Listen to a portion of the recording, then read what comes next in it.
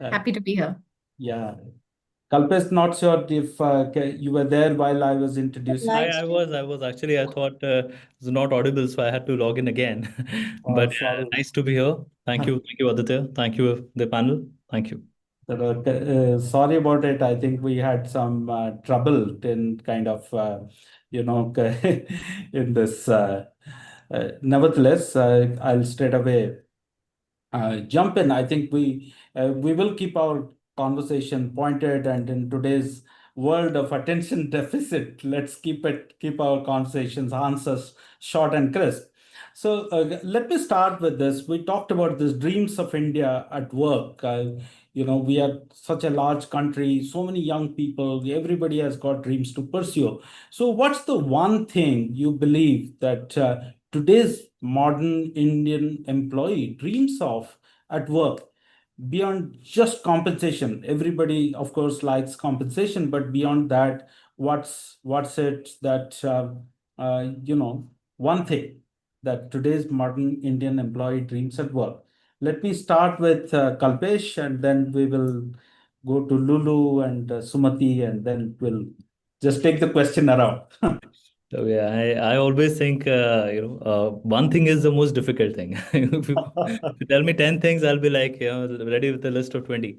So but as per the experience, this new generation, especially is Gen Z and beyond, I think the one thing that they value the most is flexible working hours.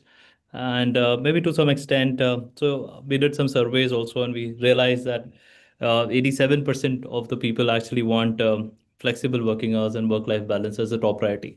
Then we did some more surveys. We got something more into insights as 65% people want about mental health as one of the most important criteria. So, Okay. things have actually changed quite a lot, Aditya, since the last 23 years. Since the time I have started working, I think quite a lot has changed, and this is it's for the good because people are valuing their time to the company, and they want to do something meaningful. I think one thing that is they want work to be of more importance wherever they are working from. It doesn't matter.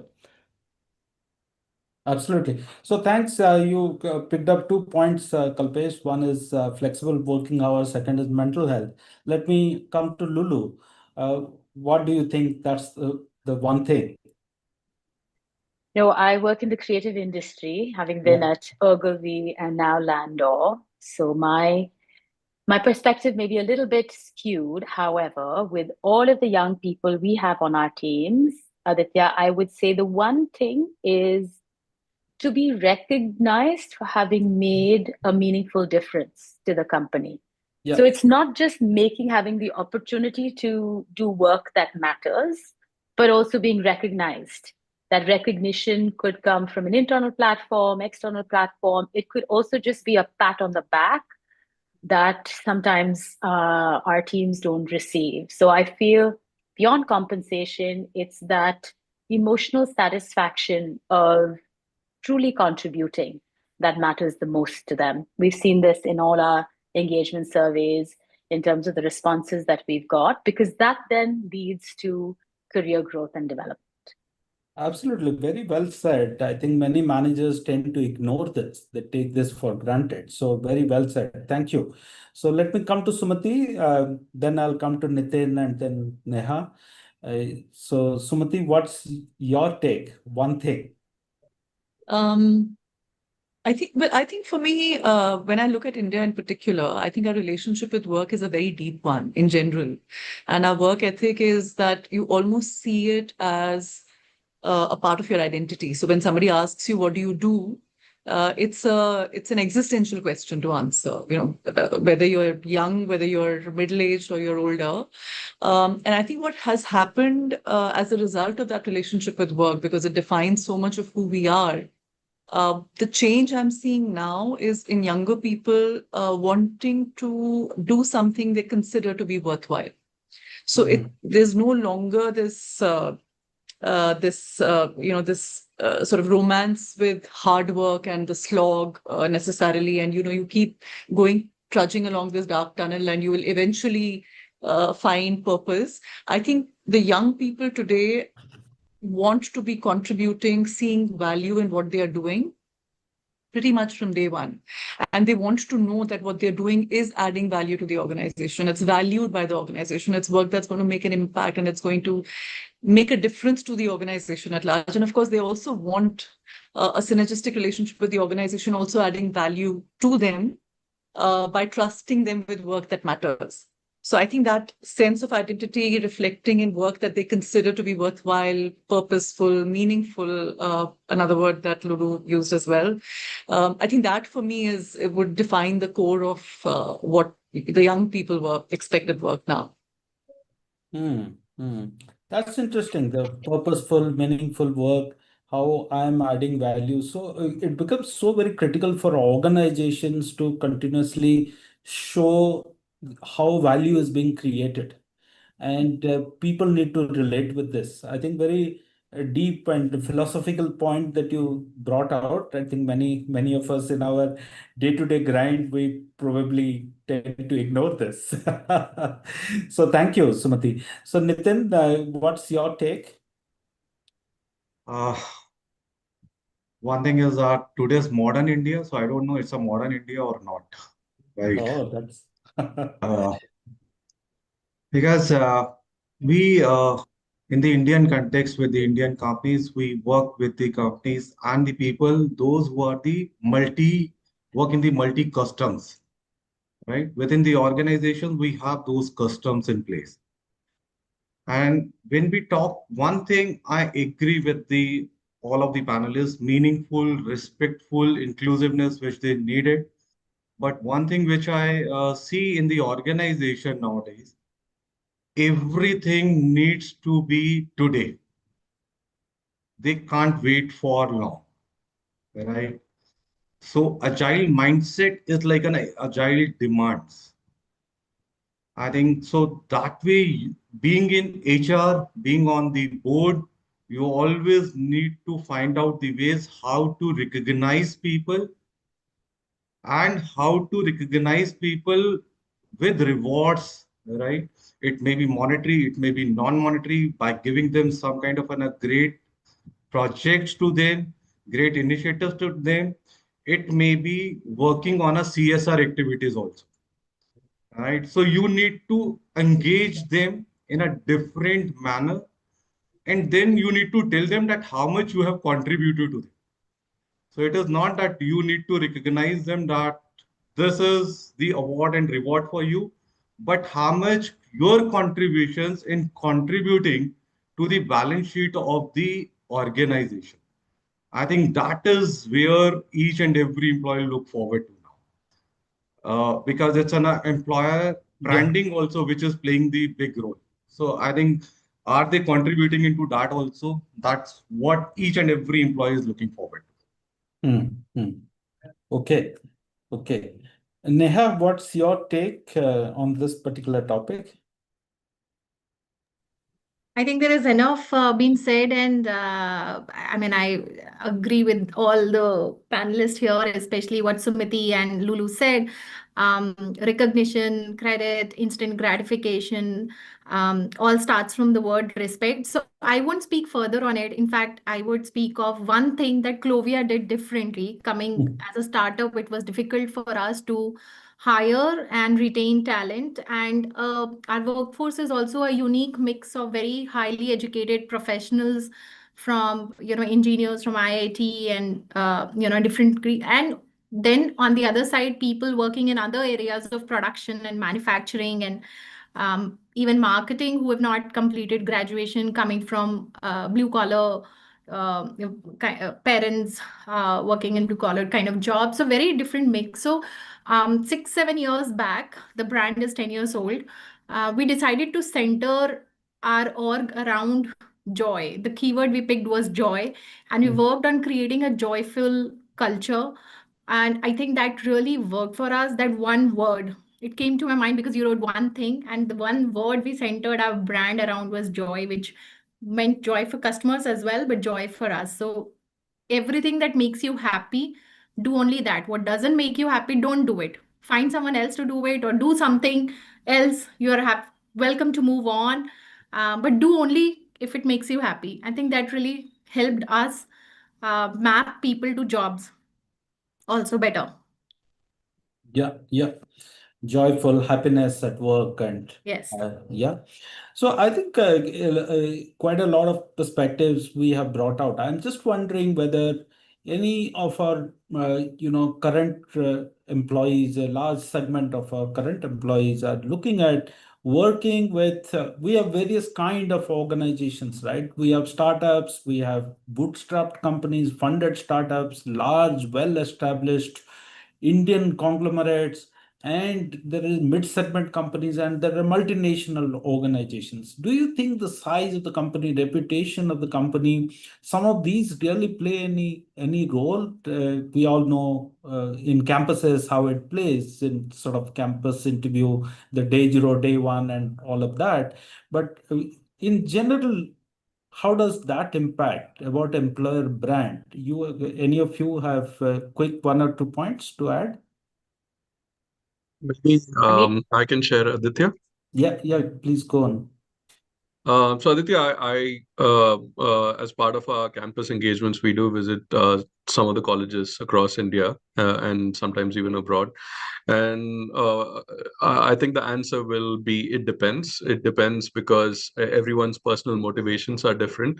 But I do see a bug that is still around in most campuses, which is the bug of comparison.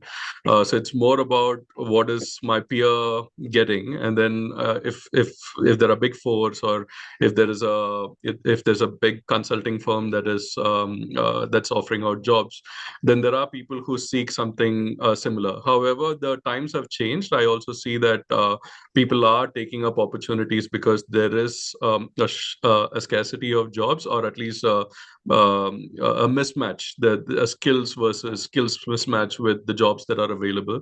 So there are people who are taking up jobs with MSMEs, startups, or whatever that comes their way, because there is sometimes no choice. But the bug still continues, which is the bug of comparison and CTC comparison and things like that. Yeah.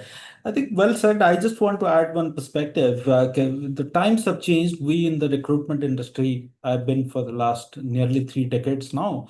And I've seen that there was a point in time where in the startup ecosystem used to value a lot if somebody is from the IITs or the IIMs, or maybe from a consulting organization background. One is from Arthur Andersen or McKinsey or BCG. Then finding funding for an idea used to be very easy. But in today's time, I think there are so many entrepreneurs, so many dreams which are coming from tier two small towns. Even there are so many well-established startups who are not really by those premium college graduates or from those big four background companies. So times are changing, dreams are changing. I just wanted to bring this point to the forefront to all our audience. It's a very the balance is slowly shifting and is getting broad based.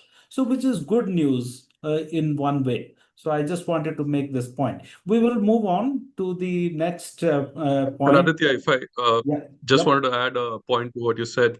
There's actually a term for it. Like how when we grew up, I heard most of you say 2 decades plus of work experience. So there used to be a term called breaking the glass ceiling, and Yeah. now it is about tearing down the paper ceiling. The paper ceiling is referring to the certificates and all of that, which don't hold as much value anymore. It's more to do with the skills that you actually have. That's right. Well said. Yeah. We'll move on. I mean, from the point of what employees are looking at in terms of their dreams of work beyond compensation. There are so many other points. I think we have brought out 6 points for our audience. So thank you, all my panelists. Let me move on to let's talk about you individually, as in how has a personal dream of yours influenced your career or the way you have built your team's culture? Anything you would like to share, any of you? sure. I'm happy to kick off. Or Yeah. Neha, were you going to start? Go for It's it. okay. Lulu, I I would spoke rather first hear last you. time. You go for it. Go for it.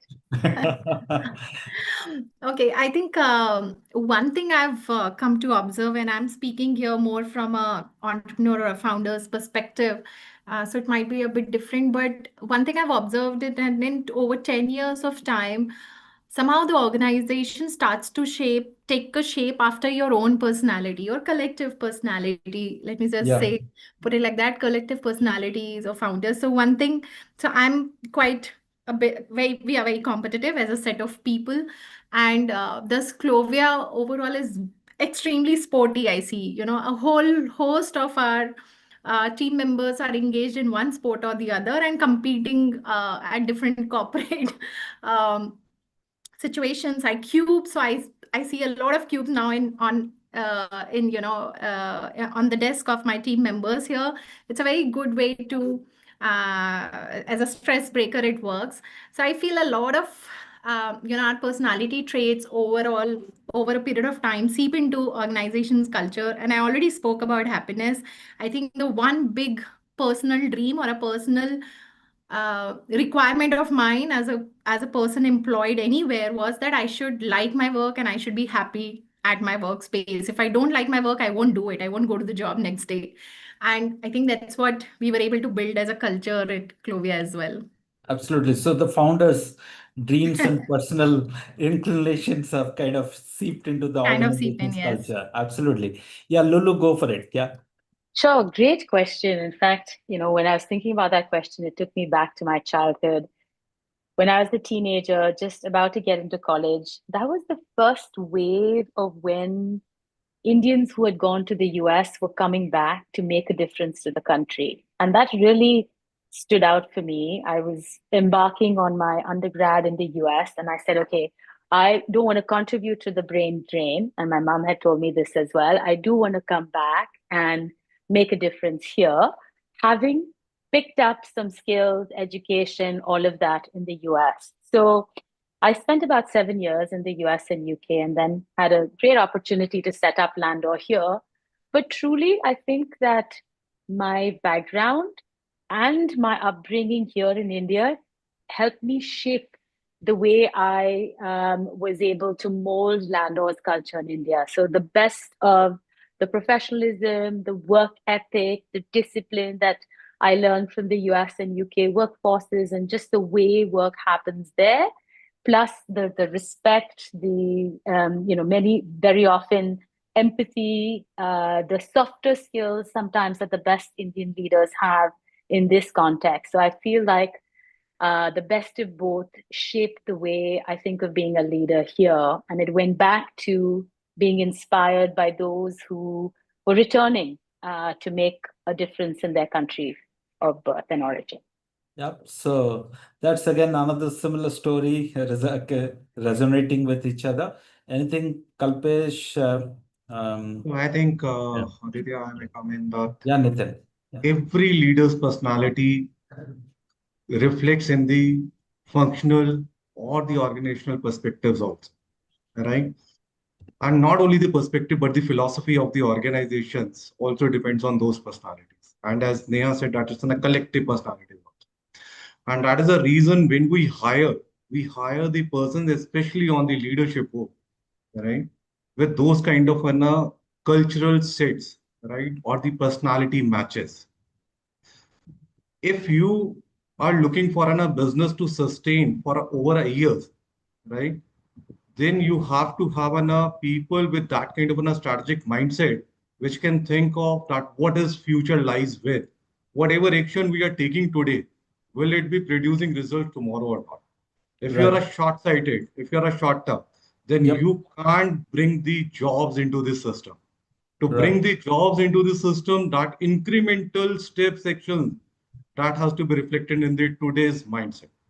So this what we are bringing in Omega CQ also. It is 7 years old company for this business, but this is the 55 years old group, right? So what kind of personality you are bringing in to the board, and then if I have my shop floor people coming and going, it will not make me the give me the opportunity to make the quality product. If I'm not Yep. going to produce the quality product, I may not bring in the CSI or DSI in place. If CSI and DSI will not be there, today my market share and the market volumes will not be there.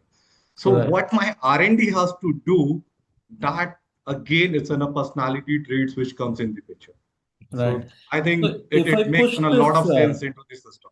yeah, I hear you. So Nitin, if I can, Nitin and the others on the panel, if I push this envelope little forward, what happens when an iconic organization or an organization with a lot of history has its own way of doing things and certain established norms, but the leader who comes in for a function or for the organization as such has got certain values or certain beliefs which may not exactly be in alignment with the way of doing things. It may not be conflicting. I understand if it conflicts, of course, that person won't be there, but it may not be conflicting, but may not be fully in alignment. So, what happens in those cases? So, I'm just raising this question from the perspective of so many people who are working. They have their own dreams and their likes. They end up in teams where sometimes their own beliefs and the leaders believe the way of doing things sometimes becomes misaligned. So how should it evolve? So Aditya, what I learned in my career, we should get rid of agreements, right? Agreements are bound to be having an end date, right? If we are working on the agreements, then we are not able to align people. So let's align people, realign people. Either it's a board or the shop floor, either it's a market. If your dealer is not aligned with your marketing strategy, why he is going to sell more, Right, right? right. So that is the way you have to create it. Create alignment. Absolutely. Realign Got it. people, right? Beautiful. And realign people with your values, Right. not with your actions. If you are Absolutely. not aligning and realigning people with the values, it is going to hit you back. Right. Sumati, any thoughts? Kalpesh, any thoughts from you all? Or even Neha and Lulu are welcome to jump in. So, Yeah. Aditya, I'll also add two bits to this. Yeah. Just while you were questioning, while you were doing this question, and I was listening to the other panelist, I was, also reflecting a little bit nostalgic to the journey of the last 23 years that I had. Let me say that, yeah, leaders' value do impact every individual. In fact, the vision actually impacts everyone. When I started my career with ICICI in the banking, and that's what I look up to is the KV Kamath School of Business. I want to have as many CEOs as he had generated, 20, 30 years down the line. Yeah. So that's my vision to empower people, in that fashion so that they become future leaders. Today, most of them are zonal heads and regional heads and even national heads. So I feel really proud about that. But having said that, to answer the second part of the question is, we as an organization, we are 60-year-old, probably rated, I think, eighth or the ninth time as best place to work. Most of the guys that we have, at least the CXO level guys, I think everybody has completed more than 25 years in the organization. I have completed less than 2 years. So, and there are some people who completed 40 years as well. Oh, My wow. second year of my career with ICICI, I was 25, I was managing a team of about 40 guys, and none of them was less than 35, 40 years of age. So there was a huge difference when what we were managing and what we were been given as an opportunity to manage. What I feel has worked for me, and it may or may not work for others, is that I feel we have a tendency of thinking that what the way we are thinking about certain things is the right way. But that could possibly be an imperfect way according to somebody else. So I call it the wabi sabi style, which is the Japanese term for finding beauty in imperfection. So you just accept the beauty of the imperfection which you see in the others and in yourself as well, and try and work as Nitin said. Try and align your goals with them, that what they are good at and what how can you best work together. I think there's a lot of complementing characteristics, or in fact strengths, that you will actually find the moment you come to the ground, that this person according to me probably is not good at certain things but is good in many other things, and I may be probably not good at some of the things that he is good at. So complementing each other in the strengths is what makes the organization more stronger. So I think that is one area that I've kept founding over the last 2 decades plus of my career, and it's always helped me. Yeah. All right. Sumati, any thoughts from your side? Yeah, I'm conscious of the fact that the conversation sort of evolved from the original question, so I'm going to try and keep it sort of tight. I think most of us have now worked over 2 decades, and we've also, like any journey you embark on, there is a lot of self-discovery that happens along the way, right? So, and particularly if you worked in different organizations over that 20-25 year period, you also imbibe different things from different organizations. And I think also with even if you stay within an organization, the culture is fluid. It changes with time. It evolves with time because there's new people who are coming in, and even more so today, because if you look at, when I joined the workforce, a lot of people, if they got into a good organization, the dream was to stay on in that organization. So it was Right. a quasi government job sort of a mindset that you get into an organization. If it's a good organization, you retire from there. There were long service awards and all of that. I think today's day and age, most youngsters actually want to have a bouquet of experiences because Absolutely. it's now more about, leading a more tactical, sensorial, um, adding value to yourself kind of a journey that they're on, as opposed to, stability and only pure livelihood oriented things. I think I've been lucky that I've had a chance to work with some different organizations, completely different sectors. And when I look back, and of course, there have been role models in every organization that I've worked with. And I think when Right. I look back, if you ask me what is my personal core value, it is curiosity. I think I'm more excited by taking up an opportunity or a role where I have to, when I ask myself honestly, I have to say that, I really don't know. I need to learn and figure things out in this place. And if there is that for me, I will take it up.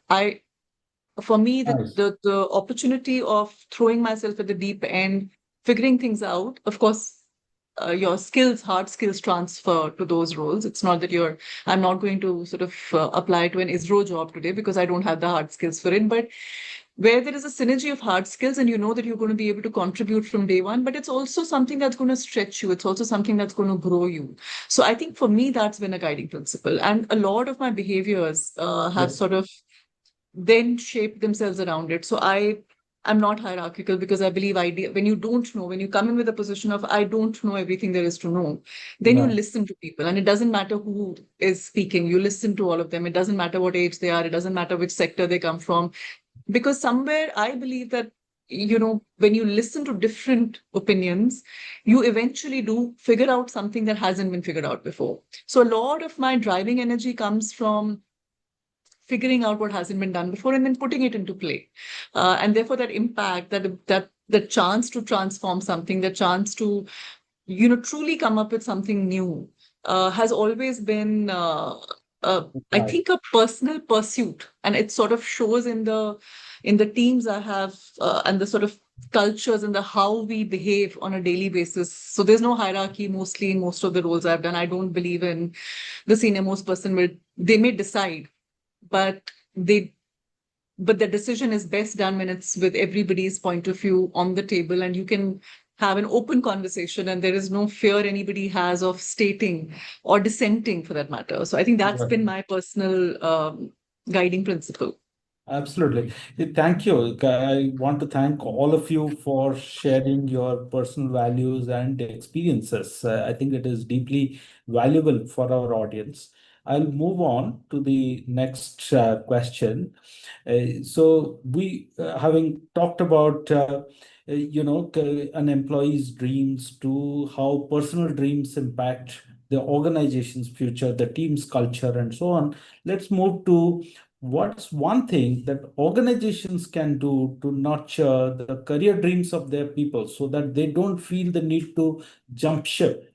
I mean, Sumati nicely said that the current workforce, the majority of them are really looking at their in building their career as a compendium of experiences than a lifetime being loyal to one organization. As long as they are able to stitch together uh, interesting and meaningful experiences, it's very valuable.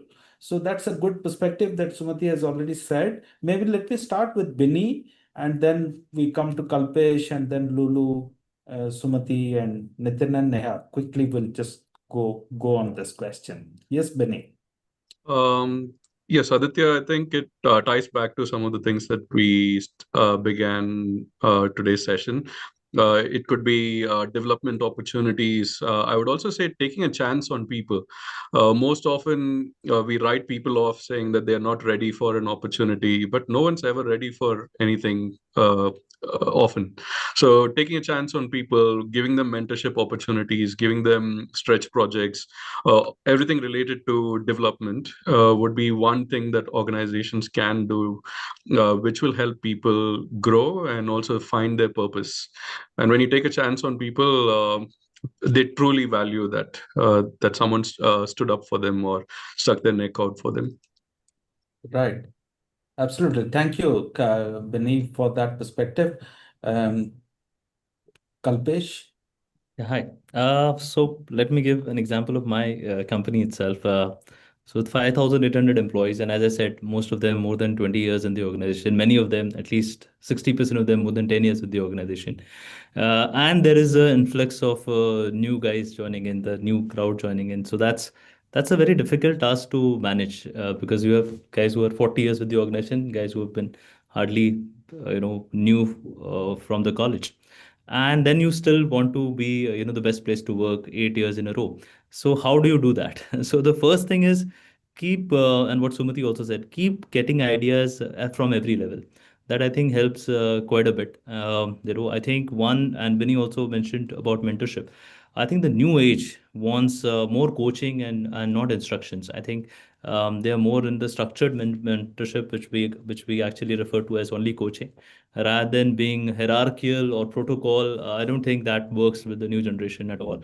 In fact, I keep the surveys is something that I really like to do, and I look into surveys. So one of the key reasons for the exit interviews that we do for people to change, especially with the Generation Z, is growth and not the pay. It's growth actually, or doing something impactful with themselves, or as I mentioned about flexi hours. So one of the key factors that's come up with flexi hours, the moment we introduce the wellness part of it, wellness programs part of it, a whole lot of thing actually changed.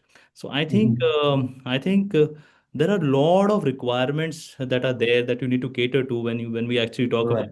It is as good as managing a child at home. You'll have to actually take care of a lot of aspects for the child, and I Yeah. think that's where the company needs to develop rather than just being hierarchical and protocol. Yeah. So good. Thank you. 2 points you mentioned. I'll come to Lulu. Sure. What's One one thing. thing? Yeah. So One. the one thing is, I think we have to trust younger people with more responsibility early in their careers and get out of the way.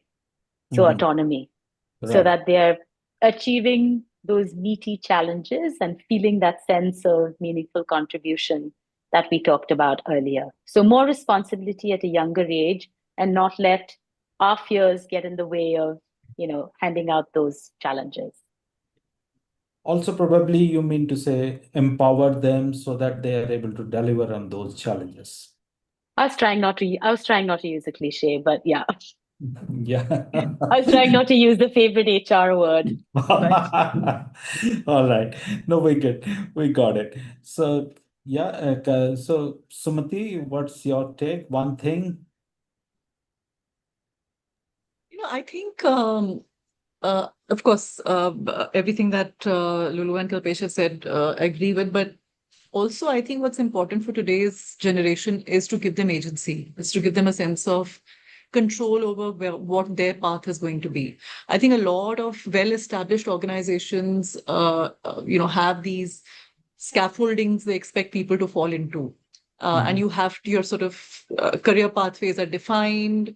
There is only one way to go. But if you look at what this generation is about, they want to take up things that speak to their personal interest, right? And they want to add value. So, and I think that's a great combination, because then you're not driven by what is the universal formula for validation or what's the universal formula for being successful. You are crafting your own journey of success. And I think that marries itself really well with giving an employee a sense of agency and being able to craft that journey, which allows them to play to their strengths and allows you to find a win-win with what will add value to the organization as well. And I think that's a great, it's a great time to make that happen. So it will need a Right. little bit of more nimble HR practices, ways of working, and flexibility, of course, is something that we've already seen Yeah. sort of get accelerated because of COVID also, but also it was a conversation which had started a lot earlier. So, but also flexibility of moving from one role to another, not necessarily promotions, linear promotions being the only way of measuring success and rewarding success. So I think agency for me would be the one word that sort of would be the flavor of the moment for me. Okay, that's nice. Nitin, and then I'll come to Neha. Aditya, first of all, thank you that you have not talked about the jobs here, right? You are talking about career dreams, Yes. right? And if we not to be in a jump ship, so it's only the aspirations. Yeah. As Sumiti said, the curiosity. At every level of our careers, we have different aspirations level, right? As a youngsters, we have on a different aspirations level. Once we have on a team, or we are leading the project, or we are leading the organization, aspirations plays a very vital role. Right. Now, to meet those aspirations, you continuously need to engage, reinforce, and empower whatever the way they are. Right here, I think whenever I do any of the HR program in my organization, even we have planned the annual R&R, I'm not doing anything. That's on going to be on 21st. From the design of the certification to the design of the program, I'm not doing anything yet. I want Okay. each and every participant who is going to be there, they have to lead that thing. So that's my aspirations to make everyone whosoever is coming there, it should be a rewarding for themselves and they should make rewarding for each and everyone. So that kind of an aspirations you need to meet to make the career Right. dreams fulfilled. So you're trying to create involvement of everybody and democratizing the whole process. Right. Yeah. Okay. Because Great. today you are the leader, tomorrow somebody else will be the leader. So you all are leaders. Yeah. And I may give you one of the example when I talk about this career dream. I've been to one of my ex organization. There, that office boy knows after 7.5 years we never met. He bring in the same coffee for me, which he used to give me when I was there in that office. So that kind of a leadership I'm looking into. That office boy knows how to lead his own job. Yeah. That's the way we Well should said. all work. Yeah, absolutely. Thank you. Neha, your closing comments on this particular Okay, question. I think once again they'll be slightly different from everyone else. I would speak more from perspective of how to go 0 to 1,000 crores, and thus my idea may not seem very scalable because all the other esteemed panelists are at a very much larger scale. So I would say our approach is very personal driven. So whenever somebody joins in, the one thing we tell them is that from here on, your performance here at Clovia, as well as your career, is as much of my responsibility. And when I say my, I mean we at Clovia, is our responsibility as much as it's yours. So I'll say, I mean, startups usually speak of hustle and hack. So therefore, those I will also use those terms. So one hack or hustle that has worked for us in retaining our top talent, and there are people who are here as old as brand and really, they are now industry best in their respective fields, is that we work with them on their personal branding and sometimes even against their own wishes. And when I say personal branding, I've pushed my team, or we have pushed our team to industry events, networks. We've put PR people on job to place them as panelists, get them featured in magazines, have them win awards. A lot of effort goes in writing these case studies, but we do that. And those awards are not accepted by the founding team. Those awards are or the CXOs. Those awards are accepted by the team that did it, either the team or even an individual. So once we know people who are important for our growth to grow from 1,000 to 10,000 crores, then we've invested behind those people and we've made sure that by staying in with us while they sacrifice probably money as well and also the other opportunities they gain. So from here the resume value is getting built. And when they go, and we've done that also, when somebody's time has come to an end with Clovia with respect to how much could they have contributed to Clovia, we worked on their resume as well and got them a much better place where we felt that they should move on to. So this Yeah. is to people who are listening, and if they're going to be ever in my place, it really works to put yourself behind the scene sometimes, behind the screen sometimes, and put other people forward in spotlight. Lead from behind. Yeah. Thank you. Thank you. I come to the last question, and this we will go really quick. This one. So, what's the one quality, considering the time constraint, I would request my panelists to be really sharp on this. What's the one quality that you look for in someone who you believe will chase big dreams and go far in your team? I'll go first and I'll just say one word: hunger. Hunger. Super. Aditya, I can go next. Oh, sorry, Yeah, yeah. Sumati, please, after you. No, go ahead, Vinny. No problem. So I was going to say fire in the belly, quite similar to Neha. And there's a phrase that I absolutely love. It's improvidus apto quod victim, which is when people say, I'll either find a way or make one, that they don't give up so easily. Don't give up easily. Okay. Yeah.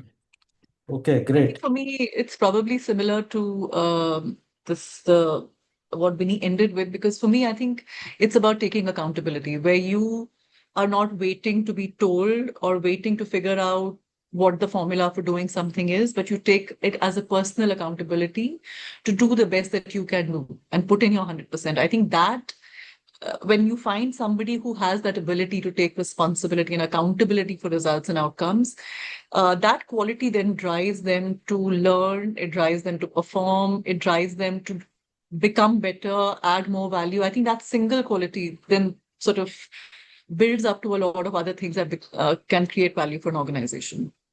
Sure. Nitin? I would. Oh, sorry. Sorry. Yeah, I Nitin. can't take the Lulu's turn. So Lulu's, Okay. I'm That's very doing kind the of you. job I of the was moderator also. Please go ahead. no, that's very sweet of you. I was actually going to build on it. My original was hunger. Then I thought of something else, but Binny and Simati touched on it. But I'll articulate it slightly differently. I always think whether this employee, this team member is truly invested in the company's mission. That very visceral connection to what you're trying to achieve as a leader, as a team, and whether that person is willing to go above and beyond, has fire in the belly, connects emotionally, and was willing to go all in, essentially. So that feeling of being invested is how I would articulate it. Sorry, Nitin, and thank you. Thank you, and it's really great to listen to you, Lulu. So I'm learning something from Aditya also, how to moderate these sessions. Right. Okay. And when you talk about will chase big dreams and go for me, it's always future thinking and creating these stakeholders wealth. I hate receiving the resumes on my WhatsApp and emails, irrespective on what career level you are. I don't want that somebody has to go and look for a job. It should come on the job, right? So that's why I believe in creating a stakeholder wealth. And for that, you need to have a future thinking. Whatever you are doing today, is it creating a future or not? If it is not, please don't say anything. So that's the way I look into this. Okay, that's interesting. Yeah. Yes, Kalpesh.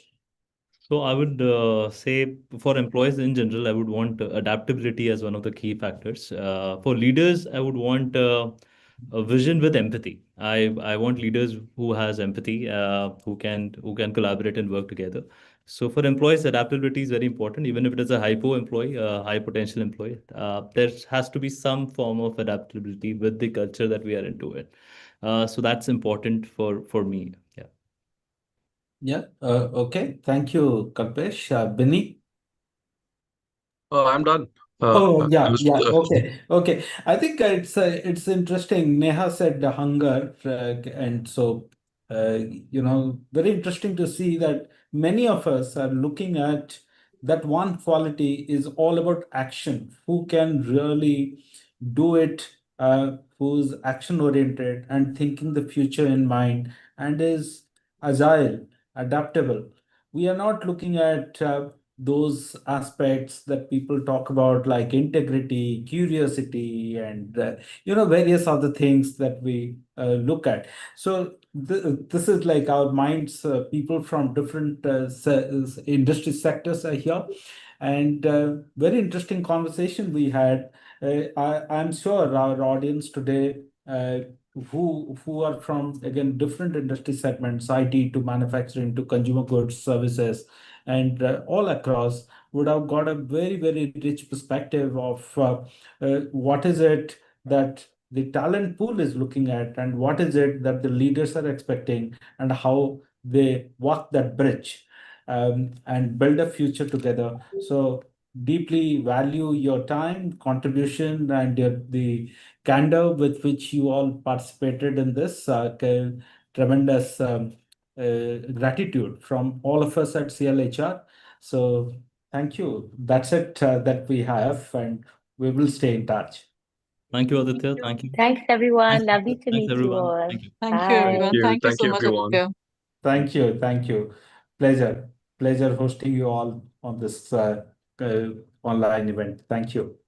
Thank you. Thank you. Thank you. Bye bye. Bye.